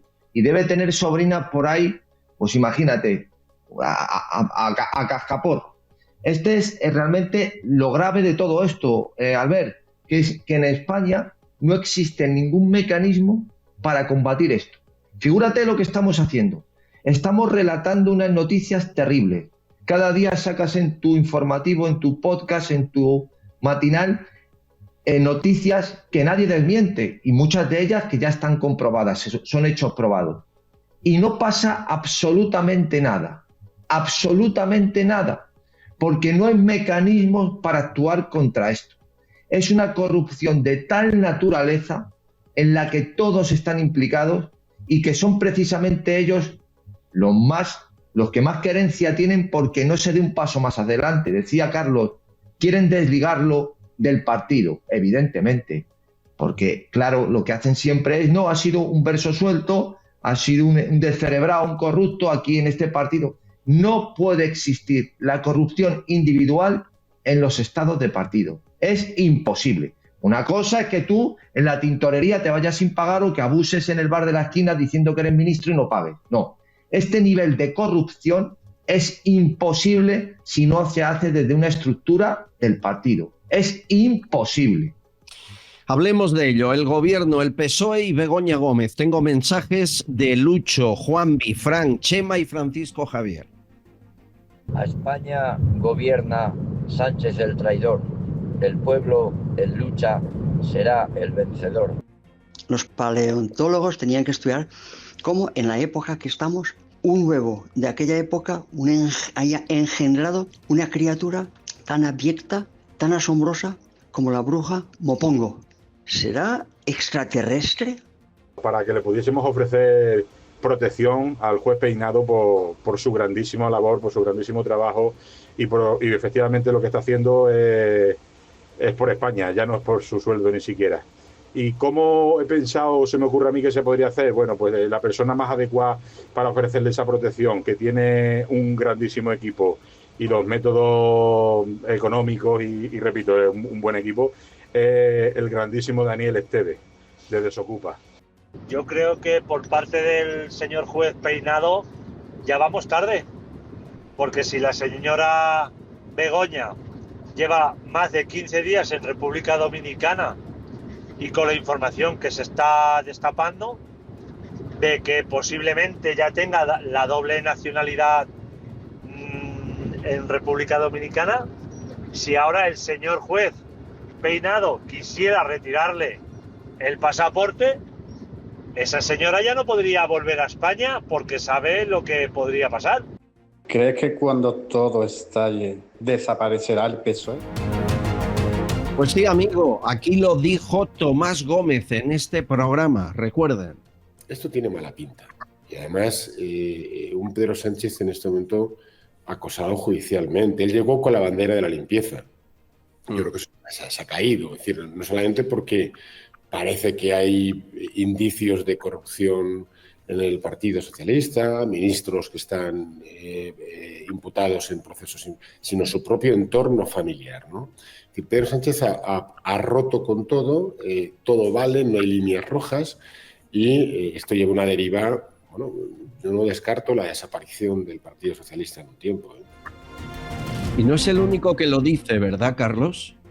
No, hace unos días Emiliano García Paje lo insinuó también, que por este camino de la mano de la extrema izquierda y haciendo populismo del más barato, el Partido Socialista corría el peligro de extinguirse, cosa que ya pasó con otros partidos socialistas europeos. Hay que recordar el caso de Grecia, ¿no?, que es como un poco el más reciente. Claro, Pedro Sánchez ha destruido cualquier posibilidad de volver a la socialdemocracia que el partido propugnaba. Porque no es que hubiera un PSOE antes bueno y ahora sea malo.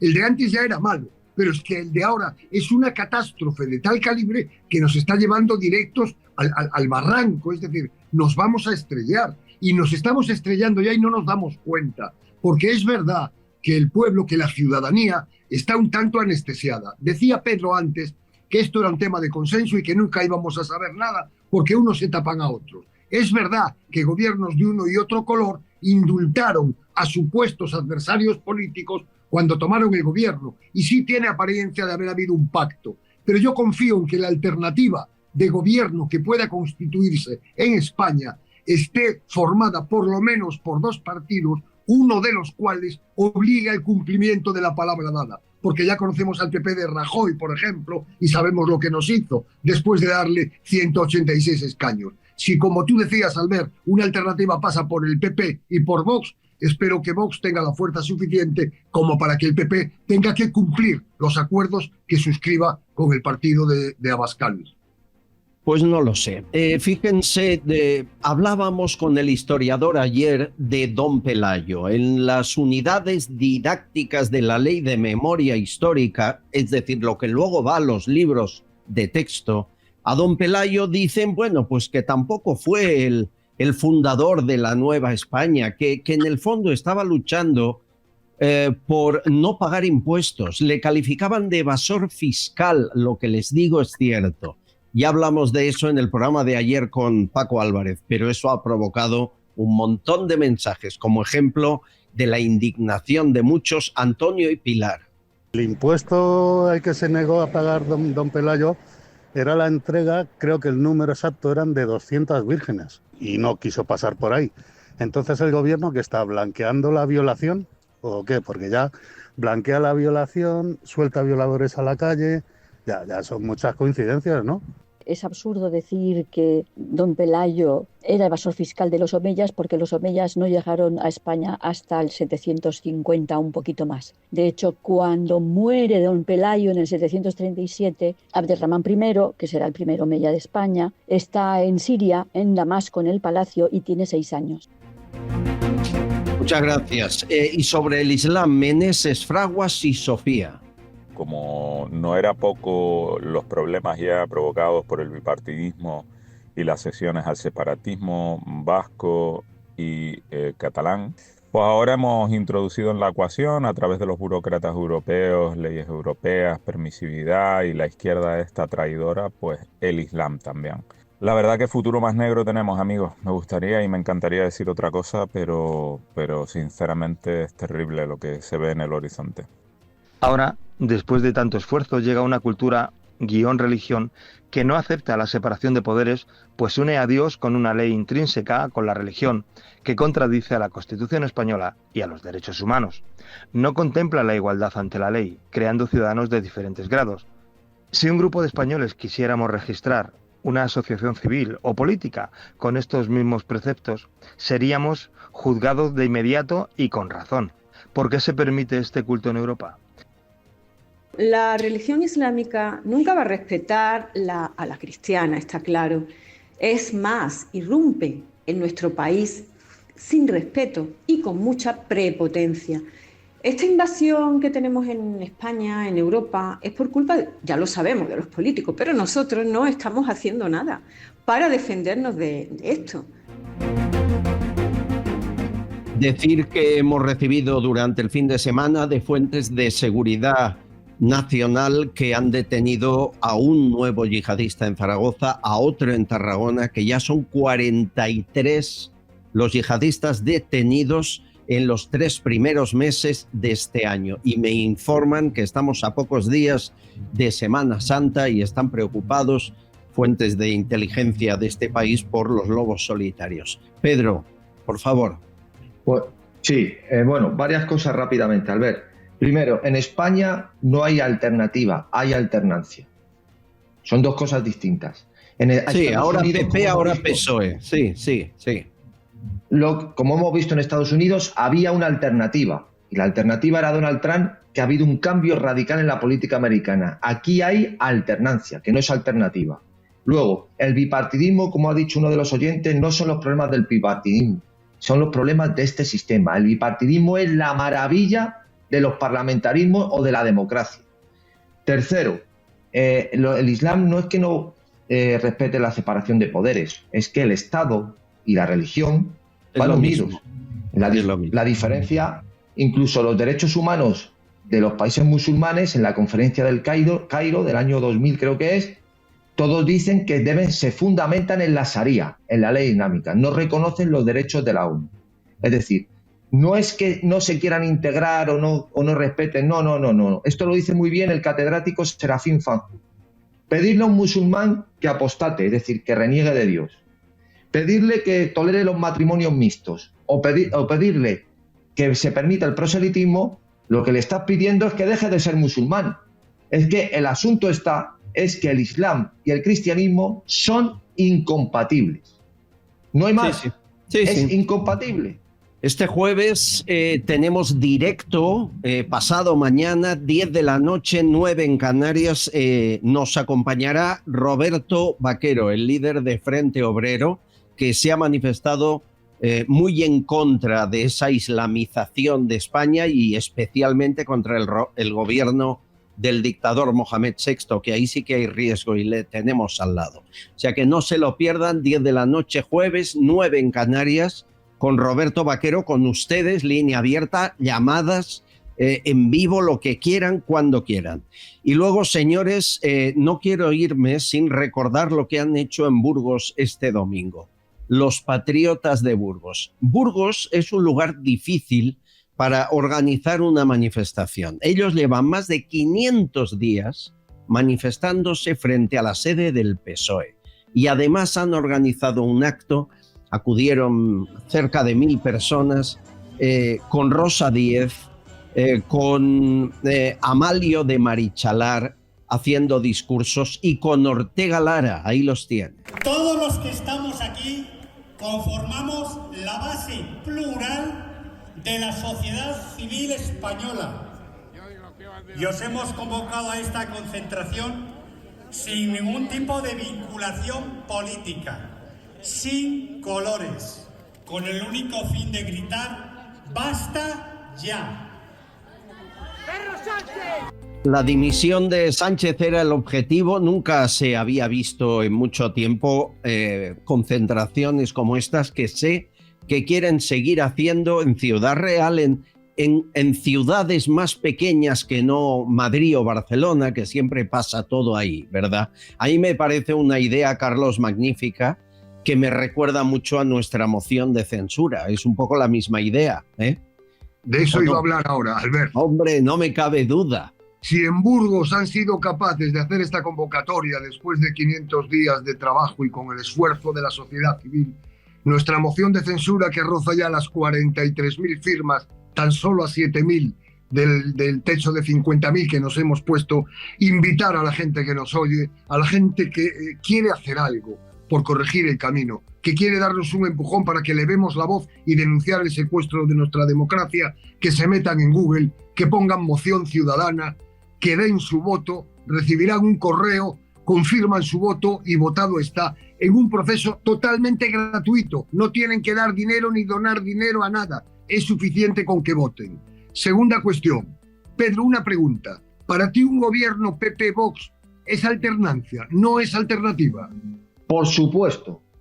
No, pero eso no es una opinión, eso es una cuestión puramente científica. En un estado de partidos, en el momento en que se puede hacer una coalición para gobernar, se rompe la separación de poderes y se rompe la autonomía.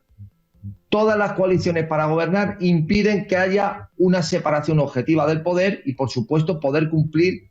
Pero si es que el Partido Popular ha seguido a marchas forzadas todo lo que ha hecho el Partido Socialista. Si a lo que más miedo tiene y lo que más quiere separarse de ellos el Partido Popular es a Vox. Prefiere al Partido Socialista antes que a Vox infinitamente. Es más, escuchad los discursos de Feijóo al comienzo de la legislatura, diciendo la maravilla de la existencia de partidos nacionalistas, que ya Bildu ya se pasaba, pero que el resto era una maravilla, porque esto es una democracia plural y cuestiones. Feijóo es un traidor todavía peor que Pedro Sánchez. Es un incompetente, un inútil y no va a hacer absolutamente nada. El Partido Popular es una lacra exactamente igual que el Partido Socialista. Y el problema es este sistema. Lo único que Pedro Sánchez se ha dado cuenta las posibilidades que te da, hasta dónde es capaz de llegar con esta Constitución y con este régimen, que es la causa de todos los males que padecemos. Que la gente crea, como Girauta y como Federico, que esto consiste en un día en votar en que alguien quiera hacerlo bien. Que sigan por ese camino. Se han cargado más de 500 años, 607 siglos de Constitución material de España con una Constitución formal, que no fue una Constitución, es una carta otorgada, de 45, 47 años. Para eso ha servido este régimen, Juan Carlista. Que sigan por ese camino. Es decir, con Pedro, las coaliciones. tú partes de la base que quien tenga que cambiar el sistema no está en el Congreso, no está en el Parlamento. Pero vamos a ver. Ha de llegar, si es que ha de venir. Ya quisiera yo equivocarme. Todos los salvadores, empezando por Podemos, Ciudadanos, UPyD, ¿qué ha pasado con ellos? UPyD, Rosa Díez, una mujer que se vivió los peores años de España de corrupción. Un día ya se va del partido, se cae del caballo por el proceso de paz de Zapatero y monta UPyD. Ya a los 30 años del PSOE se le olvidan. Ciudadanos salen de Cataluña para integrarse en el Estado y acaban desapareciendo porque son partidos, como se llama en la sociología, emergentes. Podemos, asaltar el cielo, no nos representan, desaparecido. Vox canaliza la desafección por los partidos mal llamados de derechas en España, que considera a la gente que no ha hecho el PP, siendo teóricamente derecha, que no es de derecha ni en nada, es socialdemocracia pura. Pues Vox acabará desapareciendo también, porque el bipartidismo es lo consustancial a una sociedad. El problema del bipartidismo en España es que es un bipartidismo de una partitocracia, de un estado de partidos, y es un consenso sociológico que se plasma luego a través de las facciones que son Partido Popular y Partido Socialista. Donald Trump ha llegado al poder y no es un partido nuevo. Es un candidato que habla distinto dentro de un partido en el que no le ha sido fácil llegar a ser candidato y ha sido presidente 2 veces. Yo quiero tu opinión, Carlos, sobre Yo es que me resisto a creer que esto no tiene solución. Y el panorama que pintas, Pedro, me deja muy pocas alternativas a la esperanza. Yo creo que no es lo mismo un gobierno del Partido Popular solo, o por supuesto con PNV o con Junts, que un gobierno con 150 escaños del PP y 50 escaños de Vox. Quiero pensar que no es lo mismo, pero yo creo que es la oportunidad que nos queda. Si tú no crees en esa esperanza, pues ya me dirás tú, ¿qué estamos viendo? Yo no creo, en la esperanza ya lo dice Spinoza, si lo que crees es en la esperanza, mal vamos. La democracia y la política no se sirve de nada la esperanza, lo que sirve son los mecanismos de control. Y una cuestión, Albert, ha dicho Donald Trump, un momento. Donald Trump es el presidente de Estados Unidos, del Ejecutivo, elegido en elecciones separadas frente al Poder Legislativo. Cuidado. Él no designa a los diputados del Congreso americano ni a los senadores. A eso los eligen sus electores.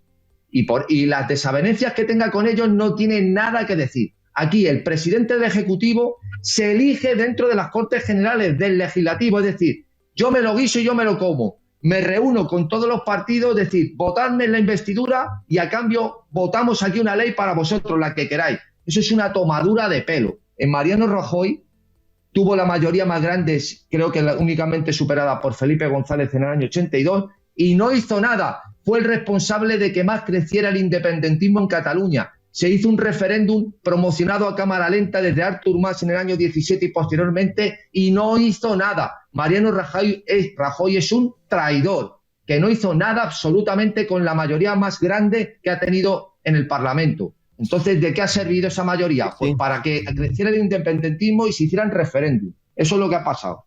Parece interesante los puntos de vista que tenéis. No me parece adecuado perder la esperanza, pero la esperanza tampoco está en PP y Vox si llegan a gobernar. En eso estamos de acuerdo. Ahora, señores, ¿dónde está nuestro Milei capaz de romper la baraja, nuestro Bukele? ¿Dónde está? No lo sé. Yo creo que en el Congreso posiblemente aún no. El tiempo lo dirá, cómo nos sitúa cada uno. Y no me cabe duda, si de aquí unos meses, querido Carlos Marcos, gana Feijóo, puede gobernar con Vox y no lo hace, porque a Europa le dirá que no lo haga. Tú sabes cómo es. Europa le va a prohibir que gobierne Feijóo con Vox. Y acaba haciendo acuerdos de gobierno con PSOE, con Junts y con PNV. Tendremos que darle la razón a Pedro, ¿eh? Prepárate. Absolutamente. Si eso ocurriera, absolutamente. Y no descarto que pueda ocurrir, ¿eh? Sí, no descartamos nada con lo que hemos visto ya en este país. Nos vamos a la redacción. Susana Gask, últimos mensajes. Pues aquí seguimos en la redacción de Castellón Confidencial, como siempre, con muchos mensajes muy interesantes. Un saludo para tus tertulianos y un saludo para estas personas que os estáis conectando en estos momentos. Es el caso de Scorpio, que dice que hay que hacer en España igual que en Argentina, fotografiar las actas de las mesas electorales y ponerse de acuerdo con los partidos pequeños. Victoria nos comenta que Begoña Gómez no necesita pasaporte para volar en el Falcon, que en ese caso, si las cosas se pusieran muy mal, se podría ir sin problemas, según dice ella. Juan, desde Barcelona, dice que está escuchando decir que Jessica sufre acoso de todo tipo. Pues yo le propongo, nos dice, que monte una rueda de prensa y que lo explique todo. Ya verás cómo se le acaba de enseguida el acoso. Manuel también nos dice que no se está haciendo absolutamente nada para sacar a Pedro Sánchez del poder y está destruyendo absolutamente España. Hay que movilizarnos. Y Tegala dice que él revisó los votos de Sumar en Galicia, el 23J. Eran aproximadamente unos 150.000 votos. 6 meses después, en las elecciones gallegas eran 23.000. Yolanda, tan despreciada en su comunidad, se presentó en las generales, pero también nos explica que no en las autonómicas. Y Jaime nos dice que quitarle el pasaporte no sería suficiente a Begoña Gómez. Deberían tenerla localizada a las 24 horas del día sin salir del territorio español para saber qué es lo que se lleva entre manos. Está siendo investigada, ya que la justicia debe actuar. Y gracias por la información, Albert Castillón. Y aquí lo dejamos y recordar que os podéis suscribir en todos nuestros canales. Gracias, Albert.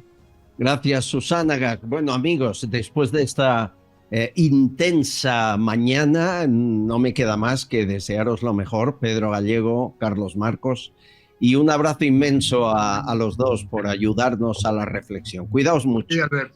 Gracias, amigos. Un fuerte abrazo a los dos. Adiós. Un abrazo. Amigos, prepárense. ¿La inteligencia artificial gasta tantos litros de agua como dicen? Es un bulo. Se lo contamos en un minuto. Estás escuchando Castellón Confidencial.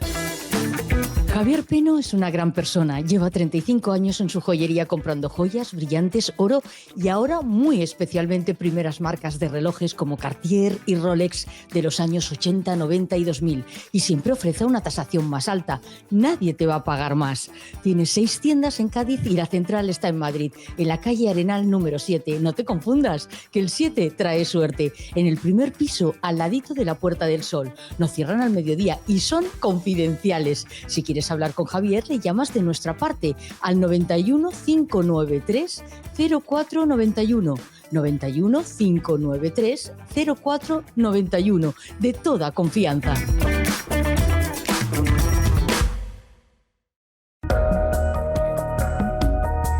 Ahora que Televisión Española va a estrenar un programa, dice, para deshacer los bulos, siempre igual, Cadena SER lanzaba una información que me dicen no es cierta y es, además, la he oído por muchas partes, que la inteligencia artificial gasta mucha agua, que, por ejemplo, Cadena SER iban a ver en hora 14 la información que colgaban en redes. El gasto energético de la IA, cada imagen generada por ChatGPT consume entre 2 y 5 litros de agua, que eso es como decir, bueno, pues que se acabe ya el ChatGPT, porque no estamos para eso.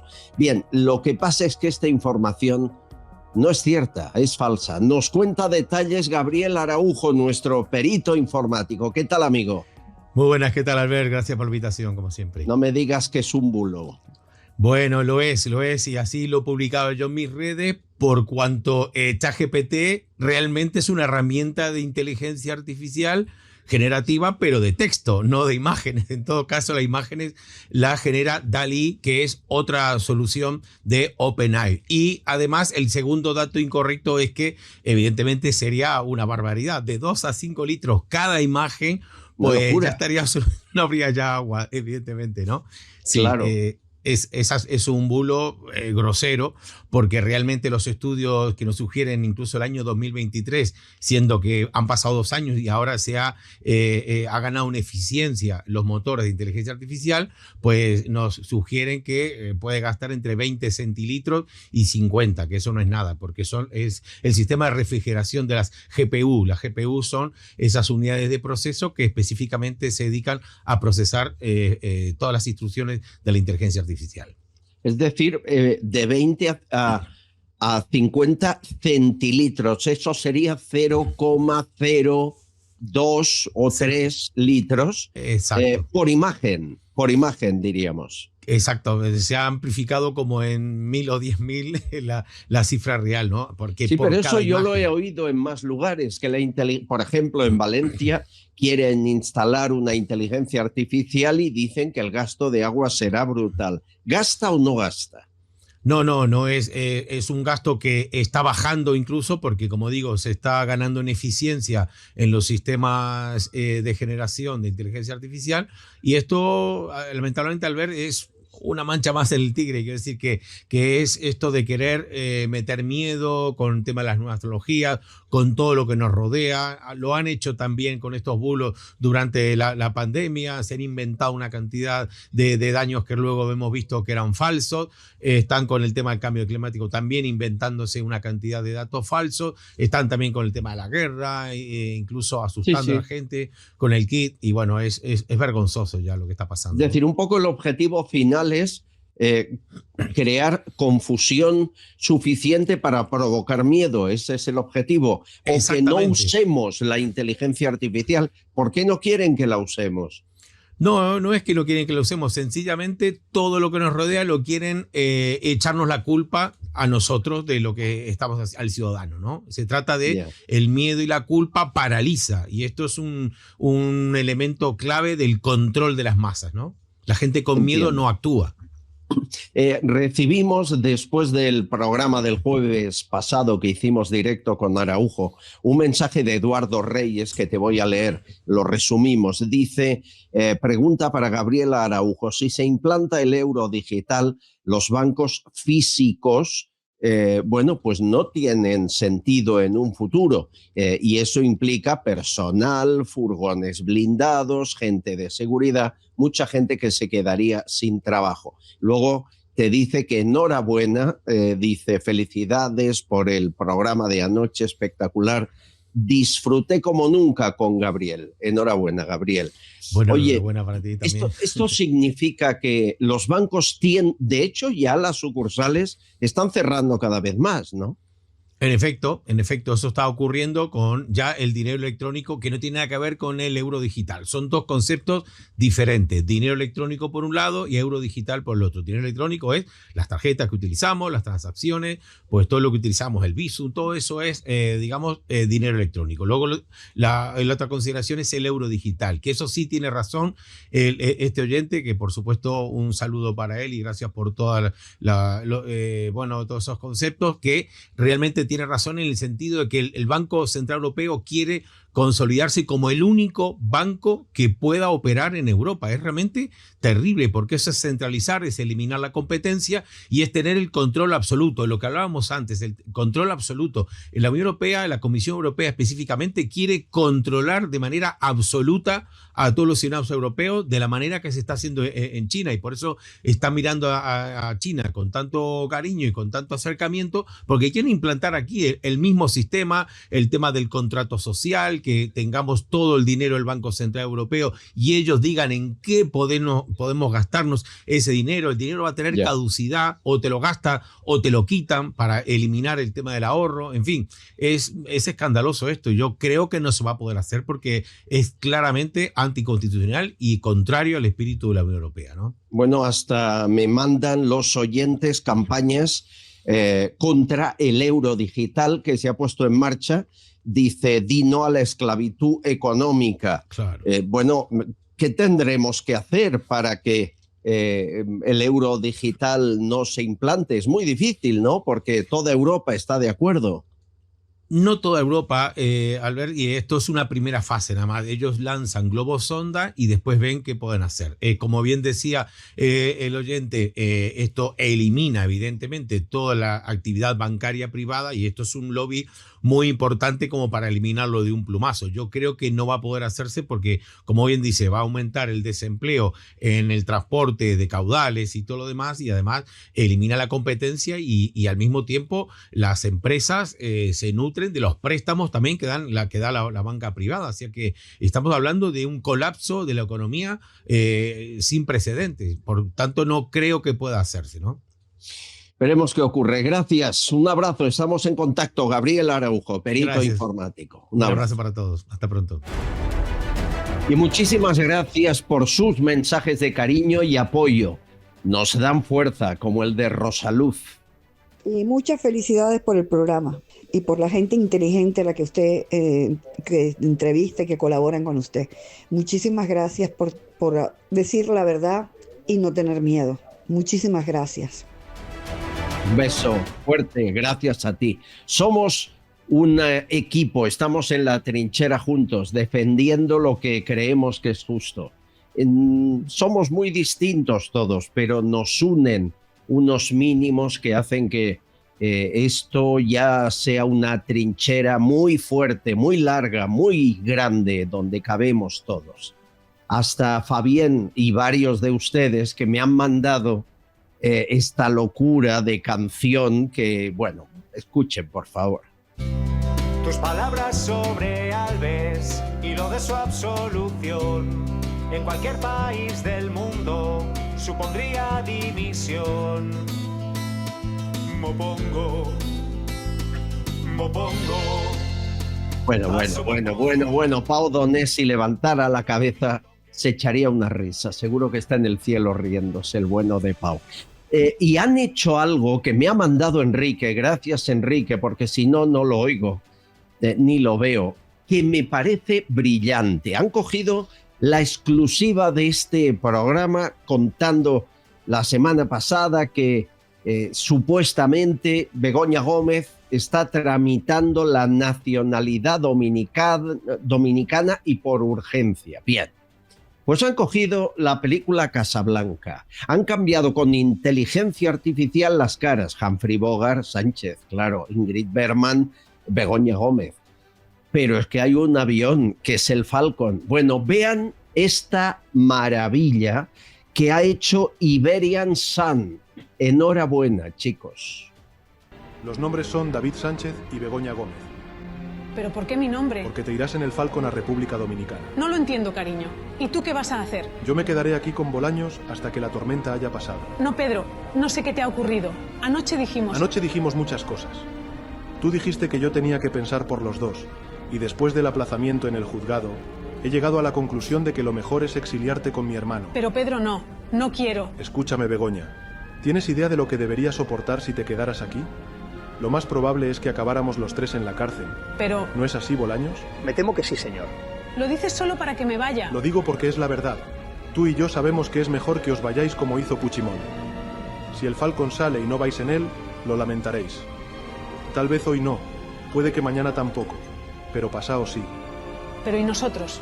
Cariño, siempre nos quedará la Moncloa.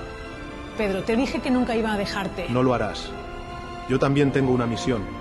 Tengo que gobernar el país y luchar contra la máquina del fango. Algún día lo comprenderás. Oh, vamos, cariño, ánimo.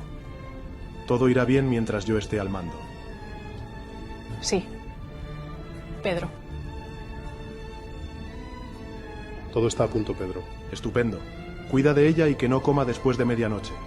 Confío en ti, hermano. No te preocupes. Está en buenas manos. Ya sabes que estoy acostumbrado a cambiarme de país.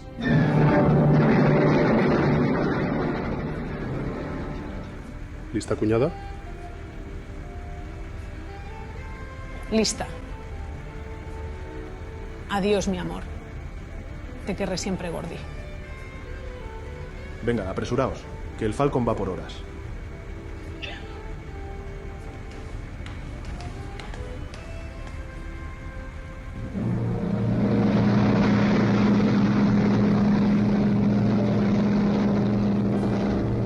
Es difícil despedirse. Más difícil hubiera sido escribir otra carta a la ciudadanía. Ya no sabría qué inventarme. Señor, es usted un sentimental. No tengo remedio, Félix. Soy un hombre profundamente enamorado, aunque de mí mismo. Y un valiente. Proteger a su familia en el exilio para luego tirar de amnistía. Es usted un genio, presidente. Y no se preocupe, señor. Jamás diré nada. ¿Bolaños?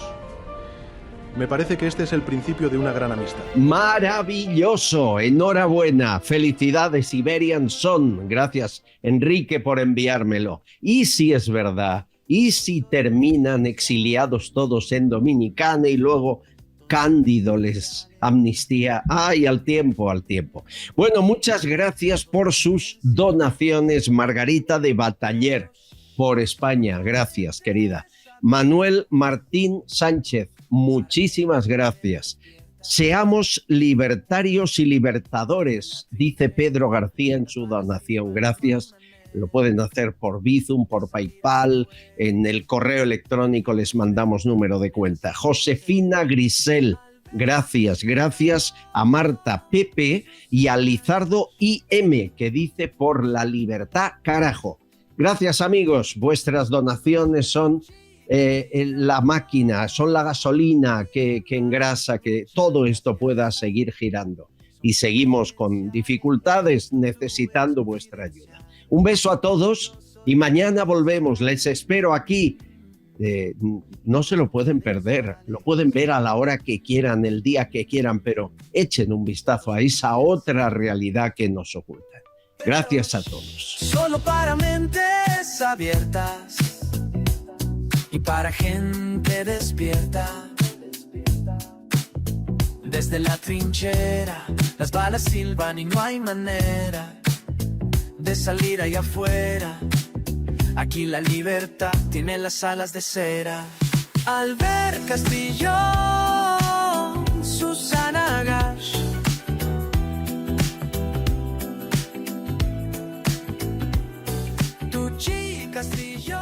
Castillón Confidencial, de Albert Castillón.